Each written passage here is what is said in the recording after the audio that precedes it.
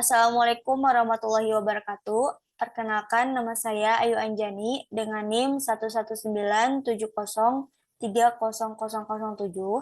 Pada video ini saya akan menjelaskan hasil review jurnal yang telah saya lakukan.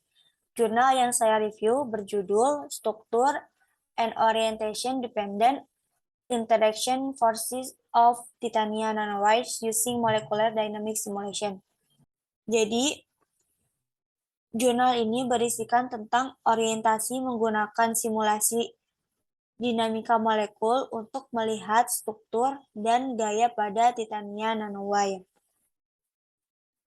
Untuk simulasi molekul dinamika ini, simulasi ini menggunakan metode dinamika molekul yang pada dasarnya itu dimulai dengan menentukan konfigurasi atom-atom bahan yang ditinjau, kemudian di mana masing-masing atom tersebut itu saling berinteraksi satu sama lain yang dapat diasumsikan memenuhi potensial.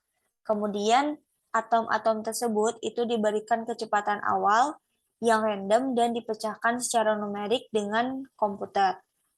Pada jurnal ini juga, engineer dari nanowire ini mencoba membangun suatu produk dan proses yang baru secara meningkat karena kemampuan yang menyediakan dari ilmu fisik, kimia, mekanika, dan juga termal, termasuk parameter elektriknya. Jadi pada jurnal ini tuh mencoba menggunakan simulasi molekul dynamic untuk melaporkan informasi dasar tentang struktur dan termodinamika yang bisa dibentuk dari suatu model multiscale untuk struktur titanium nanowire yang bergantung terhadap beberapa gaya dan interaksi antara nanowire-nya. Berdasarkan latar belakang dari jurnal tersebut, penggunaan nanopartikel oksigen logam dalam fluida itu berkembang sangat pesat. Melalui eksperimen dan pemodelan numerik, terlihat bahwa suspensi dari nanopartikel dalam fluida itu dapat mentransferkan panas seperti air dan etilen glikolin. Kemudian itu akan meningkatkan sifat perpindahan panas dari fluida. Dan kelas baru dari nanopartikel itu adalah nanowires. Nah, nanopartikel dengan bentuk nanowires ini memiliki luas permukaan yang besar, kemudian mampu mengadsorpsi dan mentransportasikan senyawa lain, kemudian mempunyai sifat optik dan listrik yang lebih baik dan berguna untuk berbagai aplikasi. Kemudian ada beberapa literatur juga mengatakan bahwa bentuk partikel nanowire itu semikonduktor dengan sifat transport listrik yang lebih baik, kemudian dapat menjadikan sel surya tersintesis zat warna, dan bisa dilakukan diagnosis in vitro dan in vivo. Kemudian bisa juga dilakukan untuk penargetan dan penyampaian obat. Kemudian dapat juga digunakan sebagai alat fotoelektrokimia karena kemampuannya itu untuk memisahkan arah penyerapan cahaya dan pembawa muatan. Di sini titania sendiri memiliki rumusan kimia yaitu TiO2. Titania ada dalam 3 bentuk kristal, yaitu rutil, anatase, dan brokite. Titania ini telah diteliti secara luas karena biayanya yang rendah, kemudahan produksi, dan dapat didaur ulang. Untuk nanowires dari titania sendiri itu pada umumnya pembuatan nanowire titania itu telah dilakukan studi tentang nanosfer TiO2 menggunakan simulasi dinamika molekul untuk memahami karakteristik thermal seperti titik lelehnya, titik leleh transmisi, dan sifat struktural. Titik leleh nanosfer dievaluasi dari variasi energi potensial sistem sebagai fungsi suhu, juga fungsi distribusi radial dari partikel nano yang dilakukan dengan variasi energi potensial sistem dengan suhu. Dengan menggunakan pendekatan yang serupa, diselidiki juga sifat-sifat tersebut untuk nanowire TiO2 atau titania dengan diameter penampang melintang pada 2 nanometer sampai 6 nanometer dan suhu 300 sampai 3000 Kelvin dalam ruang hampa udara. Menggunakan simulasi dinamika molekuler akan diketahui kekuatan interaksi antara kedua nano terhadap jarak.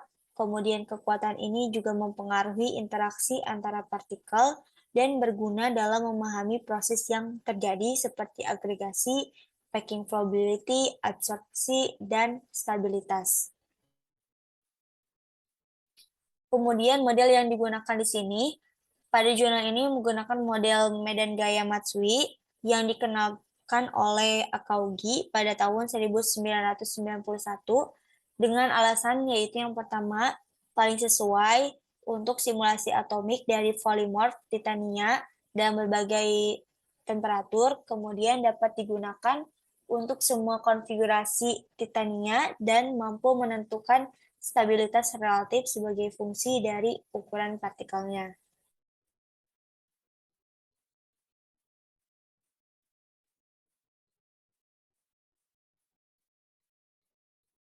Nah, persamaan untuk potensial antara atom dari dua ion rigid atau menggunakan gaya Matsui ini, persamaannya itu dapat dilihat di sini. Nah, ini merupakan persamaan gaya Matsui yang digunakan untuk menentukan energi potensial yang akan dicari pada jurnal ini. Kemudian untuk membantu dalam proses pemrograman di sini kita juga menggunakan persamaan untuk memperkirakan bilangan koordinasi. Nah, di sini algoritma menggunakan MATLAB. Jadi metode dinamika molekul ini menggunakan software MATLAB di mana untuk melakukannya kita bisa melalui pemrogramannya. Nah, di sini kita bisa mulai pemrogramannya. Kemudian di tahap selanjutnya kita memberikan inisialisasi atau parameter yang akan digunakan yaitu seperti yang tertera pada diagram di sini. Untuk Rij jarak itu merupakan jarak antar atom. Kemudian ada Aij, Rhij, dan Cij itu merupakan faktor van der Waals. Kemudian Qi itu merupakan muatan atom Ti dan Qj itu merupakan muatan atom O. Kemudian pada program pemrograman juga kita di sini menginisialisasikan atau membuat suatu asumsi di mana jarak antara ikatan rigid dari RTIO sama dengan RTI dengan TI dan O dengan O itu sama. Kemudian kita memasukkan input data di sini yang diambil dari studi literatur jurnal, yaitu untuk QTI atau muatan atom Ti itu bernilai 2196, kemudian QO atau muatan atom O itu bernilai negatif 1098. Kemudian untuk Rho TiO itu bernilai 0,194, kemudian Rho dari TI ke TI itu bernilai 0,154, kemudian Rho dari O ke O itu bernilai 30,22,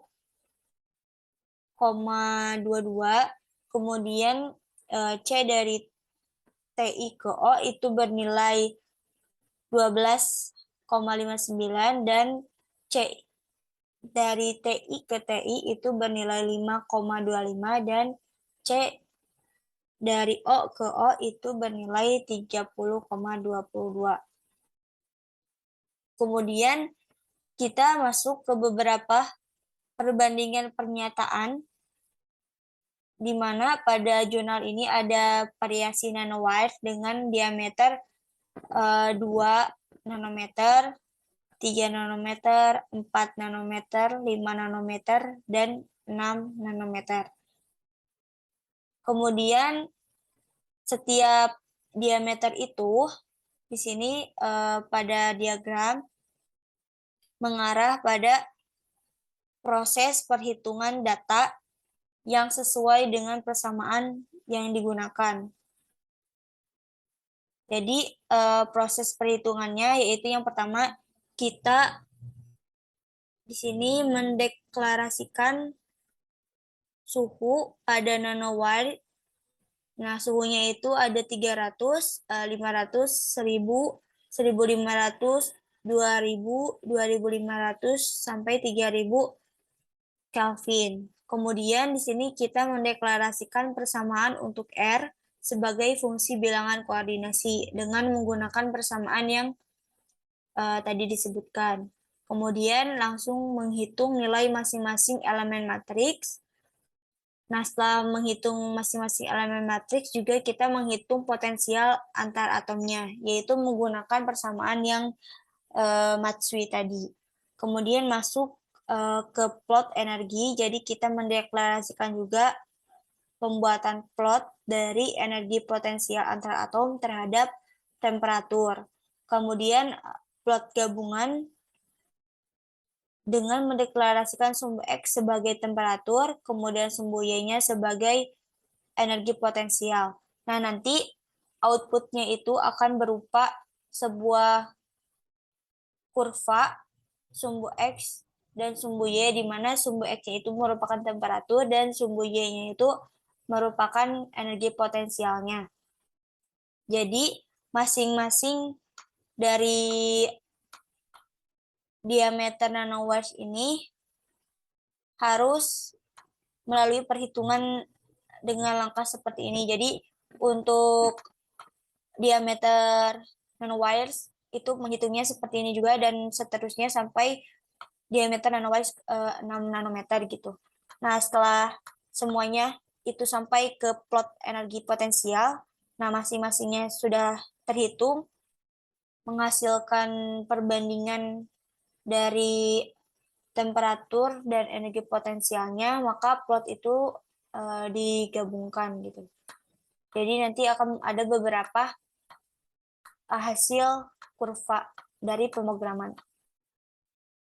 Nah, di sini merupakan hasil atau output yang dilakukan pada pemrograman MATLAB. Nah, pada gambar ini, di sini itu terdapat laju perubahan energi potensial atau gradien energi dengan suhu diamati meningkat itu secara linear, terutama di bawah suhu transisi leleh untuk semua diameter penampang partikel. Nah, untuk suhu transisi leleh itu diwakili oleh wilayah suhu yang terkait dengan peningkatan nyata dalam laju perubahan energi potensial dengan suhu. Nah, daerah suhu yang meliputi transisi ini dicirikan oleh kisaran suhu dengan batas bawah dan batas atas gradien. Nah, gradien kurva di atas itu merupakan transisi leleh lebih kecil dari gradien kurva di bawah transisi leleh, yang mencerminkan penurunan kapasitas panas pada volume konstan keadaan cair dibandingkan dengan keadaan padat. Nah, untuk diameter 2 nanometer ini, laju perubahan energi potensialnya itu meningkat secara linear dan temperatur dari transisi leleh untuk 3 nanometer itu terlihat terjadi antara 1500 dan 2000 Kelvin. Kemudian di sini untuk 4 nanometer hingga 6 nanometer di sini nilainya itu secara keseluruhan antara 2000 dan 2500 Kelvin. Ini sama ya, antara 4 nanometer, 5 nanometer, dan 6 nanometer itu nilainya di antara 200 hingga 2500 Kelvin. Nah, dapat dilihat bahwa temperatur transisi leleh yang diperkirakan dalam pekerjaan saat ini itu untuk kawat nano sebanding dengan yang diamati oleh karya Okeke et al. Di mana pada jurnal ini itu mengambil studi literatur dari jurnal juga gitu yang ada pada karya Okeke dan Filyukov